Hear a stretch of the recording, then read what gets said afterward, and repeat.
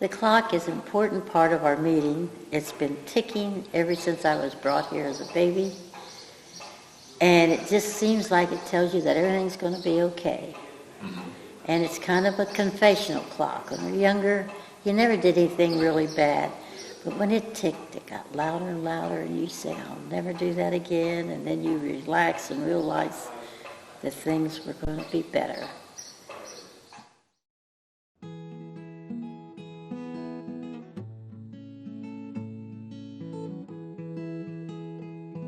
For over 200 years, the white brick meeting house has stood at the corner of 4th and High Street in the town of Waynesville, Ohio, overlooking the Little Miami River. It sits in the heart of a historic district that has been listed on the National Register of Historic Places and is the oldest place of worship in continuous use west of the Allegheny Mountains. Every Sunday, friends gather for meeting for worship, as they have done for 200 years.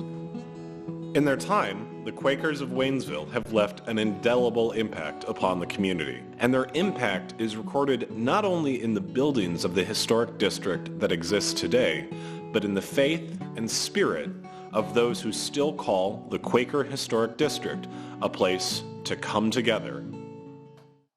The story of the Miami Monthly Meeting begins just outside what is now Newberry, South Carolina, near the Bush River.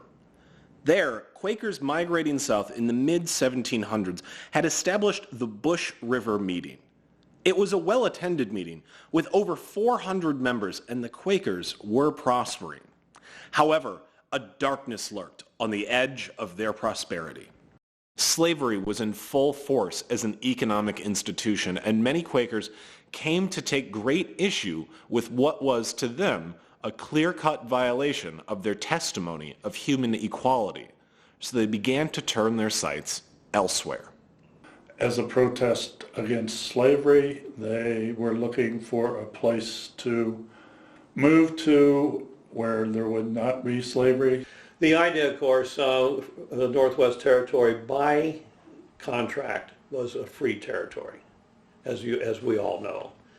And the Quakers wanted to get away from slavery and the results of slavery. The Northwest Territory loomed large to the north, a free land which slavery could never and would never touch.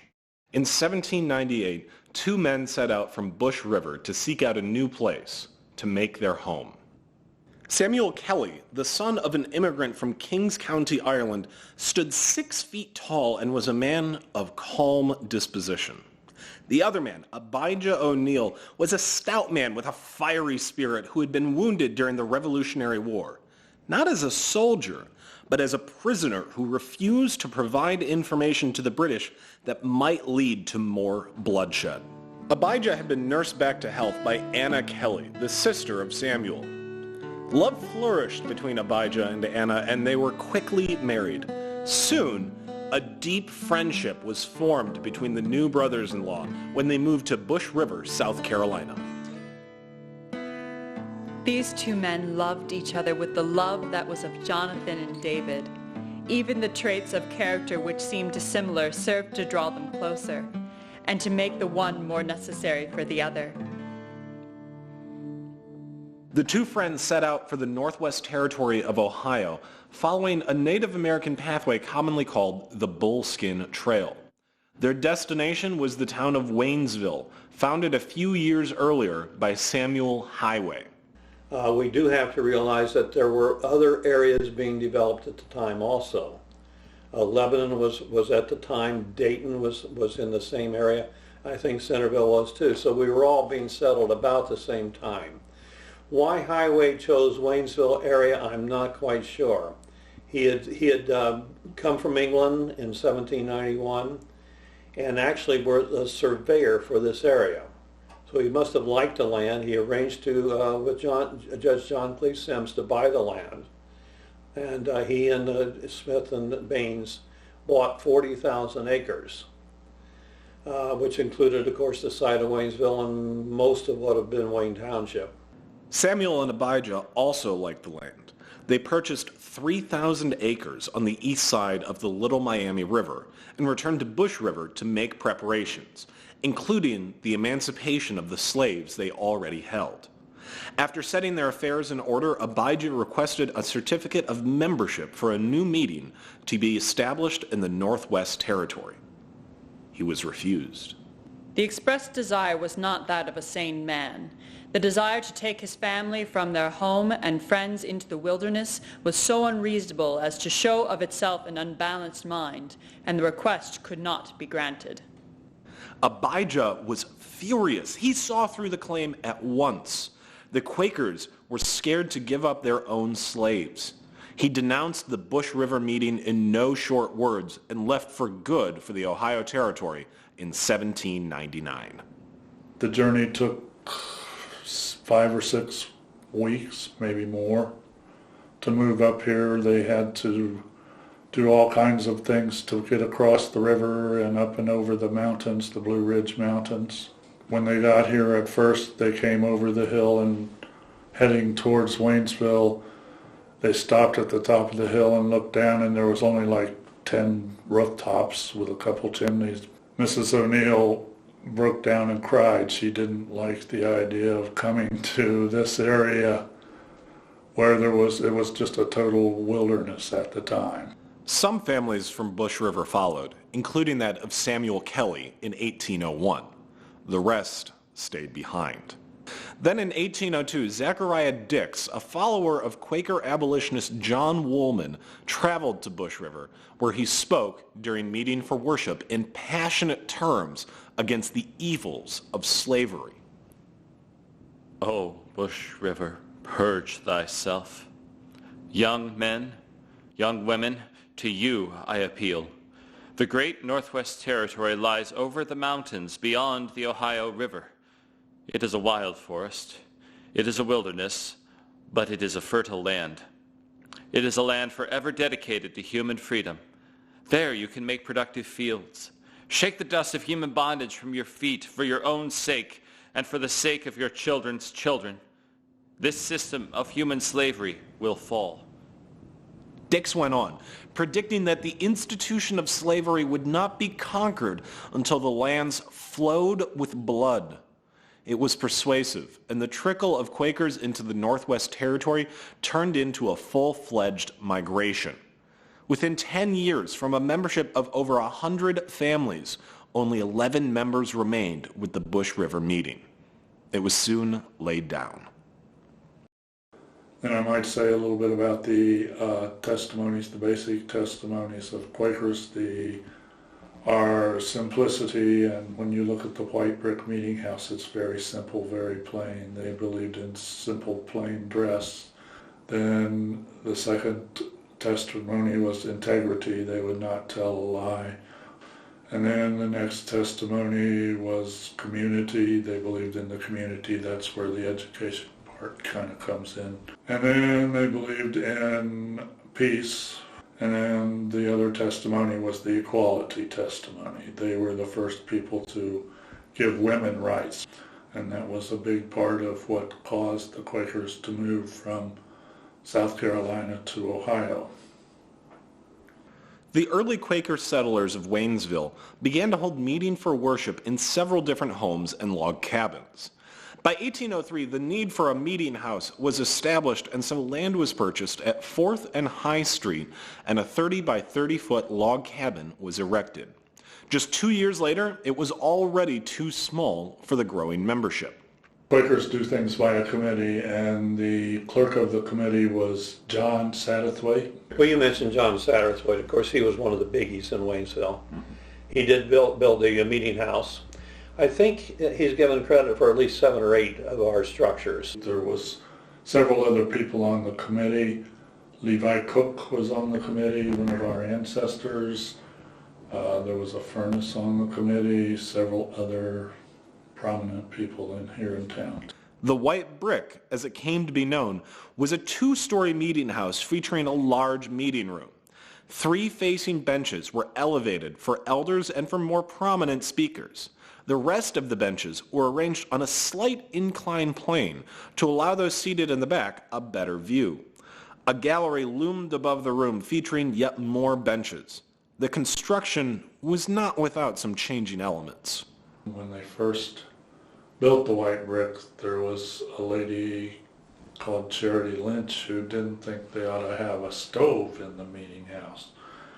But I always say the second year they realized this wasn't South Carolina, that the winters got pretty cold, and they put a stove in the meeting house the second year. Like many Quaker meeting houses, shutters split the meeting house into two halves. Both sides were the same. There was a side for women's meetings and a side for men's meetings. They would raise the shutters in the middle of the meeting house and have a meeting for worship so that everybody could be together. As the building is over 200 years old, some things have remained the same, while others have evolved with the times.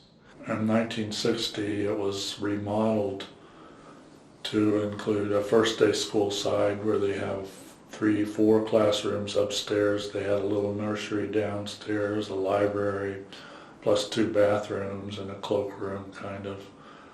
And it worked very well until it still works well. So, First established as a preparative meeting, the first official meeting for business of the Miami monthly meeting was held on the 13th day, 10th month of 1803, and has been meeting continuously since then.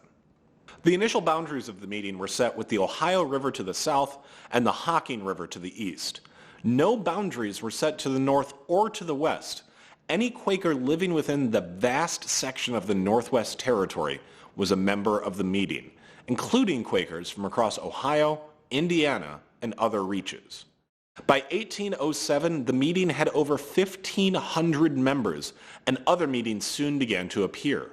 West Branch in West Milton, Center Meeting in Wilmington, and Fairfield Meeting in Hillsborough. Countless other meetings now began to pop up, many tracing their roots to Miami. And so it was that the Miami monthly meeting became the mecca of the Quaker migration.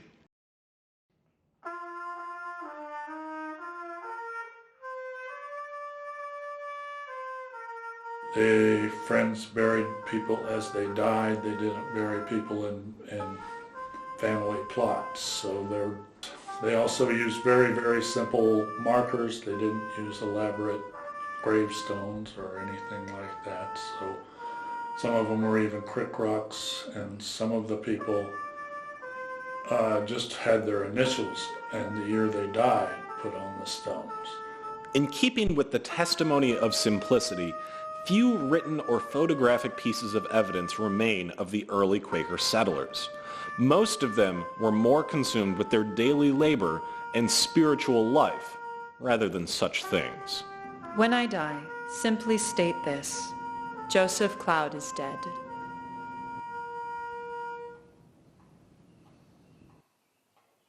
I was talking to a friend at Fall Creek meeting, and I was reminded that I had had this drawing to come to Miami meeting, and it had been with me for 2 or 3 years, but I hadn't really followed up on it.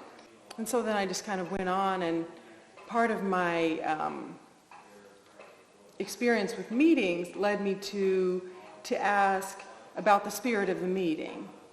And so then I asked to know the spirit of the meeting, and I just had the deepest sense of spirit that I have ever felt in my entire life. It was like I was in a cavern and I was walking along this path. And sometimes when you're going through a cave, you look over the edge and there's just blackness. Well, it was like that. It was so deep, I couldn't perceive the bottom. And in fact, I realized later that I had that I was actually having a fear response because of the depth of spirit. But to me, that wasn't something to keep me away. It was something that helped me to feel like this is a place that I need to come back to. As the meeting grew, the members naturally began to interpret the practice of Quakerism in different forms. This difference of opinion spread throughout the country, resulting in numerous meetings splitting into two factions. There were the Orthodox, who interpreted the Bible with a very literal sense, and there were the followers of the Quaker Elias Hicks, better known as Hicksites, who believed less in a direct interpretation of the Bible and more in the continuing revelations of the divine spirit within every individual. In 1828, Elias Hicks spoke at the White Brick, and separation between Orthodox and Hicksite members of the meeting grew too large to continue as one meeting. So the Orthodox friends left and began to meet in the old 30-foot log cabin across the street. By 1836, they had decided to build their own meeting house. The Orthodox friends moved into the old 30-foot by 30-foot log cabin, and that was in 1828, and by 1836 they had decided to build a brick meeting house for the Orthodox friends, which is the red brick building of today. It was very similar to the white brick, except for it was red brick. Inside, a raised pulpit was erected for a pastor to speak from. Otherwise, Orthodox friends had a very similar meeting house to gather in for worship, directly across the street from the White Brick. The split was very, very cordial here in Waynesville. They would trade the dishes and stuff back and forth when they had meetings, and the Orthodox and the Hicksites would both use the same thing, but it would be at different times. Some of the times when the buggies came up the hill to go to meeting for worship, some members of the family would get out of the buggy and go to the Orthodox side. Some would come to the Hicksite side. So this is one of the only places where a religious group has split and they were able to coexist directly across the street from each other. So the Orthodox friends continued to meet at their own Miami monthly meeting in Waynesville until the 1920s, at which time their meeting was laid down.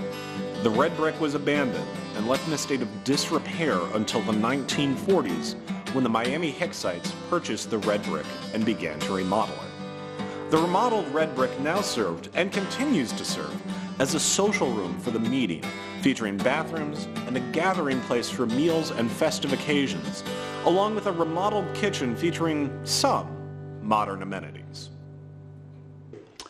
I was raised a Presbyterian and had gone to a Quaker college in Philadelphia called Haverford. And one of the requirements was when you were a freshman at Haverford, you had to attend meeting once a week, which I did, and I became familiar with a so-called unprogrammed meeting, which is what this meeting here at Pine Valley is. And that appealed to me. There was no minister, there was no dogma, there was no protocol, and there was no scripted service. And that was an appealing aspect of religion to me.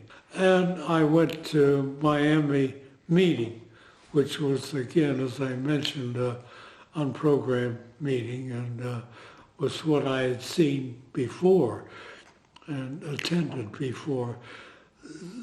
So that was appealing to me because there was no interaction, no intermediary between me and my religion. It was all my interpretation of it. The ministry of the Miami monthly meeting was deeply felt in the town of Waynesville for hundreds of years. At the same time that they were building the white brick, the Quaker settlers also constructed a schoolhouse up the street. It was an unsegregated school. Native American children could attend, as could the children of black families escaping the terrors of slavery in the South. Quakers were also active in the Underground Railroad, sheltering runaway slaves in their homes and barns. The Butterworth Farm, a Quaker homestead at the southern end of Warren County, was one of the major stops on the pathway to freedom and still stands today. I've heard the story that the Quakers were having a meeting, and I think this is in Turtle Creek Meeting House, which was the next meeting south of here. And there was a runaway slave that was coming by, and he knocked on the door and asked them to hide him or do something to help him to avoid the bounty hunters. So he came in and he hid under one of the benches, and the lady's skirts all covered him up so that they could not see him. Well, then the bounty hunters knocked on the door and asked if any slaves had passed. And they said, no slaves have passed here. This was one of their testimonies, was the integrity testimony, so they would not tell a lie. Well, the slave had not passed. He was right there in the meeting house as they were chasing him. So, at the close of the 19th century, many Quakers from Waynesville were traveling to the city of Philadelphia to visit and attend meetings in the eastern part of the country. and about this time, the Quakers in Philadelphia were building boarding houses for older Quakers whose spouse had died and they didn't have family to move to and didn't have anybody to live with, so they would, to help take care of them as they aged, they built what was called a boarding house. Well, friends in Ohio and Indiana yearly meeting at that time decided that they could do the same thing. So they wondered where to put it, and they finally decided that here at Waynesville would be an ideal place to build the boarding home. The Friends Boarding Home was constructed and completed in 1905. It featured 16 boarder rooms and served as a place for elderly Quakers to rest and live in communal harmony with others. It also served as a home for school teachers who are now teaching at the Union School across the street and at the public schools up on the hill. The boarding home served well until the late 1950s and early 60s, and then there was seen a need for something more. And then in 1972 they saw the need for a nursing home. There was no nursing home in this part of the county or anywhere in this area. So that's when they started Quaker Heights Nursing Home. When it was first conceived, the Quaker Heights Nursing Home contained 40 beds for the elderly. Some skeptics in town thought that it would fail, that there wouldn't be enough of a need. The 40 beds were filled within 6 weeks. Today, the nursing home features 70 beds, an assisted living wing, and a restorative care unit and rehab facility, and serves a vast portion of the Tri-County area around Waynesville, and is still run by the Friends Boarding Home of the Ohio Valley yearly meeting of the Religious Society of Friends. The Friends Boarding Home, meanwhile, underwent some difficult times of its own. The Friends Boarding Home was built in 1905, and it has poured concrete walls, interior as well as exterior, so you can't really change the interior of the Friends Boarding Home. And by having the poured concrete walls, it doesn't have individual bathrooms for each room, so you had like community bathrooms. So this caused problems in renting the boarding home, and it was never a profitable thing after they built the nursing home. It was always losing money, and they've had trouble renting out the rooms. The Friends Home underwent many revisions in the coming years. A halfway house for patients with mental care needs, an extension of the Quaker Heights nursing facility, an office building for the nursing home, and then, in 1999, a new idea was proposed. So in 1999, a group of people got together and decided to open a museum, which Waynesville didn't have, but with all the rich history that's here in Waynesville, we needed a place. So this worked out very well to become a museum for the not only Waynesville but the surrounding area, northern Warren County and the villages of Lytle, New Burlington, Corwin, and other places, Argonia even around here. So We now have all the rooms full and we have stuff. We're having problems getting storage for all of the artifacts and things we have from the area. Today, the museum at the Friends Home offers tours, drawing visitors from throughout the country. The museum's ghost tours are especially popular draws, regularly attended throughout the year. In the museum itself, individual rooms showcase the history of Waynesville, of the surrounding smaller villages, and even the Quaker presence in the village. Interestingly enough, the Quakers have never been a major part of the community in terms of numbers, but they've had a major influence as of today with the entire district that we see here, including the Quaker Heights Care community, which of course is serving us even today. In talking to some of the other members of this meeting, I've gotten a sense of history that it's not just about chronological history, but my sense was that this same spirit that was with the friends that came to this meeting is here now. The idea of a group of people trying to focus at the same time on one thing seems to give me more strength or more ability to try to let go of many of those extraneous thoughts and try to focus inwardly on my relationship. To me, it just gives you the strength to carry on the rest of the week. You just get energized in here. It does for me. And because I've been brought here since a baby, all these people that were here before us and built us, yes. Well, the history of my family is basically the history of the meeting. I grew up in the meeting. I was a birthright member.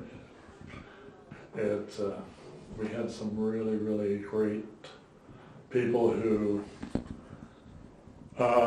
sort of formed my focus on life. It's been always to be fair, to be honest, to be truthful, and to be for peace. But overall, the Quakerism is a very honest, forthright way to worship God and to become a productive member of society. After nearly 200 years of serving the community, the Miami Monthly Meeting continues to gather every Sunday at the center of the Waynesville Quaker Historic District. There, they come together in fellowship, living out the tenets of their faith that have served and guided them for so long. Any and all visitors are welcome to attend, where they too may come together in the light.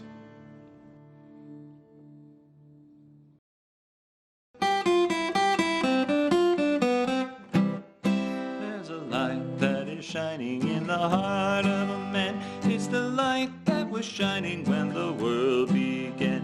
There's a light that is shining in the Turk and the Jew, and a light that is shining, friend, in me and in you. Walk in the light wherever you may be. Walk in the light wherever you may be. In my old leather breeches, in my shaggy, shaggy locks, I am walking in the glory of the light. Said Fox, if we give you a pistol, will you fight for the Lord? But you can't kill the devil with a gun or a sword. Will you swear on the Bible? I will not, said he, for the truth is more holy than the book to me. Walk in the light wherever you may be. Walk in the light wherever you may be. In my old leather breeches and my shaggy, shaggy locks, I am walking in the glory of the light, said Fox. I am walking